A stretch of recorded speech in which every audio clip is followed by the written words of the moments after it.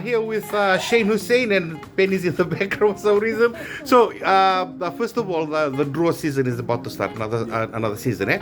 And I know gang gonna be asking you about the actual games, blah blah, all that kind of thing. But what I want to talk about, yeah, because this is a subject close to my heart, yeah. I saw you retweet somebody, I think it was yesterday, talking about the fact that when you have to foot the bill for these boys when they go out, it's a lot. So I have to ask about the chow these fellas are whacking.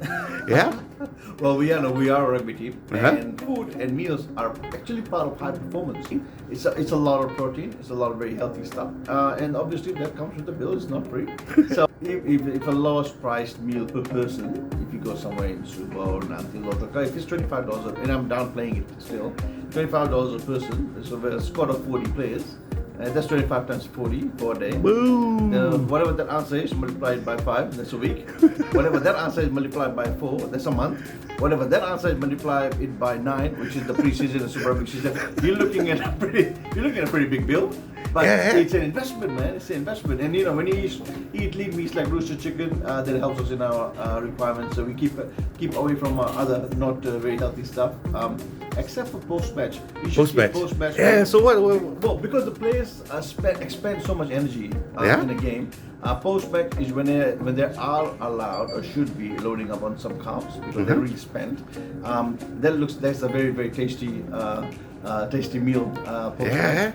So in the week they eat lean, they eat a lot of protein, they have different boys have different requirements on how much carbs they should eat depending on what their programs are, etc. But post-match, we kind of go for everything. So those are your fries and your burgers and things like that. Seriously? And you make it really, really tasty because the boys have given it their all, as you see on the field.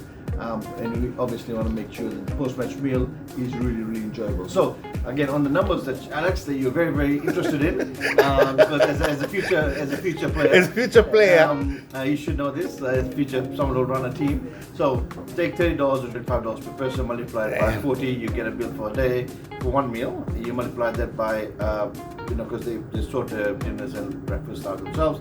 You multiply that by 5, you get a weekly rate. You multiply that number by 4, you get a monthly rate. Multiply that by 9 months with 9, so you get for what we spend in a season for one meal per day per player.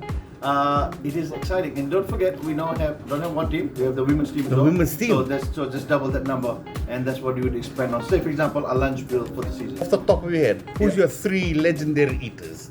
3 legendaries. Well, it's myself. So you mean the players? No. They each have. So there's players in groups. There's some who need to maintain their weight. Would you believe it? There are some players who actually have to put on weight. They need to put on weight to be able to perform their role. So they have a bit more carbs in their diet. And then there's some players who have more protein and less carbs. I couldn't tell you at the top of my head who the legendary eaters were, but I can tell you that I loved being next to Manasa Saulo back in the day when we started the draw during meal time, because he and I would probably try to eat the same amount. Said, hey, best of luck with the season, man. Manasa, I know you watching this. I love you.